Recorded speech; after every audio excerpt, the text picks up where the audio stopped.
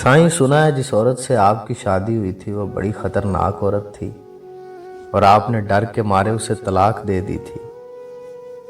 बरगद के दरख्त के नीचे कुर्सी पे बैठे एक खामोश तबाह बूढ़े से एक मनचले ने इस्तेहज़ाइया कहा, अल्लाह बख्शे उसे, बहुत अच्छी औरत थी। बिना नाराज हुए, बगैर गुस्सा किए बाबा जी की तरफ से एक मुतमईन सा जवाब आया। तो नौजवान ने ज़रा ऊंची आवाज़ में कहा, लेकिन बाबा जी, लोग तो कहते हैं वो बड़ी खतरनाक औरत थी।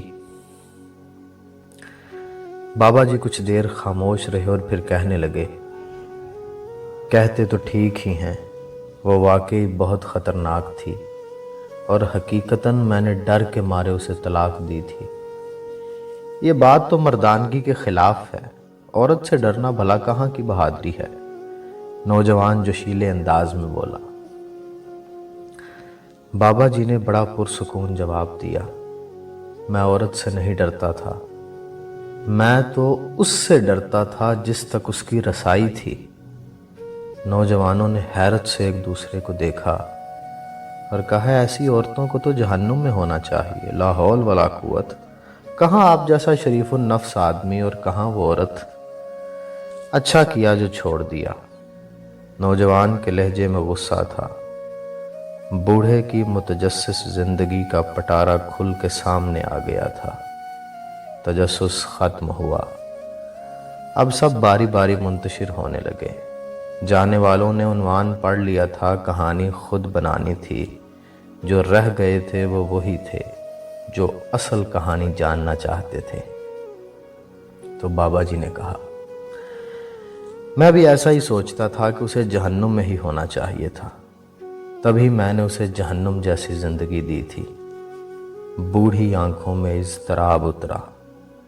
यह तब की बात है जब मैं सरकार के यहाँ 1 रुपया माहवार पे मुलाजिम हुआ। मेरी माँ चाहती थी कि मेरी शादी हो जाए। रिश्ता ढूंढा गया। एक मूंगफली फरोश की बेटी मेरी माँ को पसंद आ गई। सलीकामंद, खूबसूरत और एकदम खामोश तबाह। मुझे इस रिश्ते पर एतराज़ था कि वो एक मूंगफली बेचने वाले की बेटी थी। मजदूर की औलाद को पेट की फिक्र रहती है, तरबियत की नहीं। तरबियत बड़े घरानों में की जाती है, जहाँ अफलास आंखों की रोशनी छीनने से कासिर होता है। वो क्या तरबियत देगी मेरी औलाद को। लेकिन वो लड़की मेरी माँ को ऐसी पसंद थी कि अम्मा उसके अलावा किसी और का नाम भी नहीं सुनना चाहती थी। फिर वो ब्याह के मेरे घर आ गई। रुखसती के वक्त उसके बाप ने मुझे कहा, मेरी बेटी सीधी सादी है, उसे दुनियादारी का कोई ख़ास पता नहीं, तो अगर कहीं कोई चूक हो जाए तो माफ़ कर देना। यूं है बड़े दिल वाली, अपने साईं को खुश रखेगी। वो बिल्कुल वैसी ही थी जैसी मेरी माँ ने बताया था। सलीकामंद, सुघर, ताबेदार।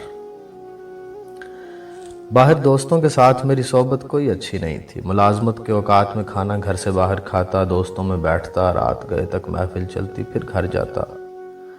वो क्या खाती, क्या पीती, किस हाल में रहती थी, मुझे कोई परवाह नहीं थी। इन्हीं दिनों मेरी माँ भी दुनिया से रुखसत हो गई थी।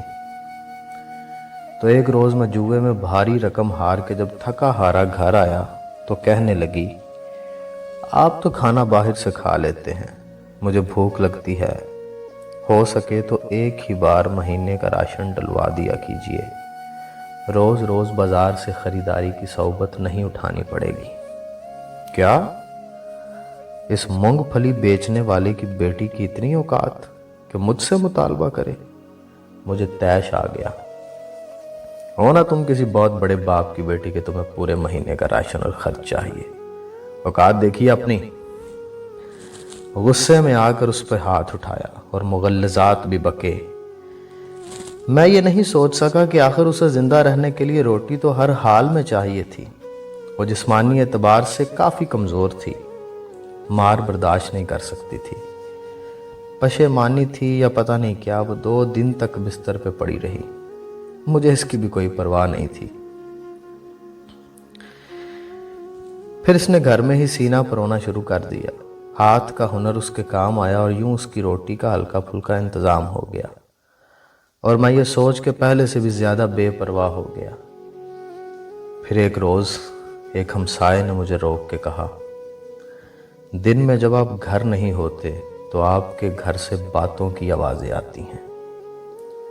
میرے سوا میری غیر موجودگی میں کون آتا تھا جس سے وہ اتنی آواز میں باتیں کرتی تھی؟ غصہ حد سے سوا تھا۔ بس نہ چلتا تھا کہ اسے جان سے مار دوں، لیکن میں بس ایک موقع کی طاق میں تھا۔ پھر ایک رات پچھلے پہر کسی کے بولنے کی آواز پر میری آنکھ کھلی۔ چاندنی رات صحن میں پڑی ہر شے بالکل واضح دکھائی دیتی تھی۔ میں اٹھ کر دروازے تک آیا۔ اب آواز زیادہ واضح تھی۔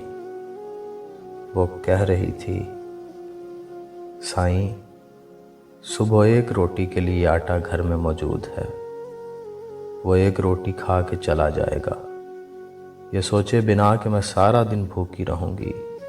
میری روٹی جب تک تیرے ذمہ تھی تو عزت سے ملتی تھی، جب تو نے اپنے نائب کے ہاتھ دی تو روٹی کے ساتھ بے عزتی اور اذیت بھی ملنے لگی۔ مجھے اب روٹی تو ہی دے، تیرا بنایا نائب تو خائن نکلا۔ وہ میری شکایت کر رہی تھی، لیکن کس سے؟ کون تھا جو اسے روٹی دیتا تھا مجھ سے بھی پہلے؟ میں نے باہر آ کر دیکھا، وہ صحن کے بیچ چارپائی پہ بیٹھی خود سے باتیں کر رہی تھی۔ وہاں کوئی بھی نہ تھا۔ میرے پیروں تلے سے زمین نکل گئی۔ وہ خدا سے میری شکایت کر رہی تھی۔ وہ اس لمحے مجھے کوئی اور ہی مخلوق لگی۔ وہ بہت کم بولتی تھی، لیکن وہ کس کے ساتھ اتنا بولتی تھی آج مجھے سمجھ آیا۔ وہ تو بہت بڑے باپ کی بیٹی تھی۔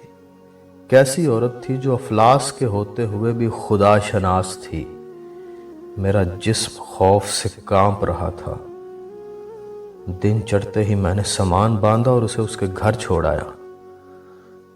سسر نے طلاق کی وجہ پوچھی تو میں نے ڈرتے ہوئے کہا، یہ بڑی خطرناک عورت ہے، بڑے دربار میں میری شکایتیں لگاتی ہے، مجھے ڈر ہے کہ بادشاہ کو کسی دن تاؤ آ گیا تو میرا حشر نہ کر دے۔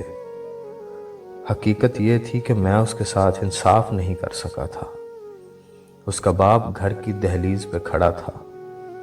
میرے پلٹنے پر کہنے لگا، میں نے تمہیں کہا بھی تھا کہ اسے دنیا داری نہیں آتی، وہ تو بس سائیں کو خوش رکھنا جانتی ہے، اس کی مراد خدا سے تھی اور میں خود کو سمجھا تھا۔ جب میں واپس گھر آیا تو مجھ پہ انکشاف ہوا کہ رات اس نے یہی تو مانگا تھا کہ تو خود مجھے روٹی دے، تیرا نائب تو بڑا خائن نکلا ہے، اور آج نان نفقے کا اختیار مجھ سے چھین لیا گیا۔ میں بے تحاشا رویا۔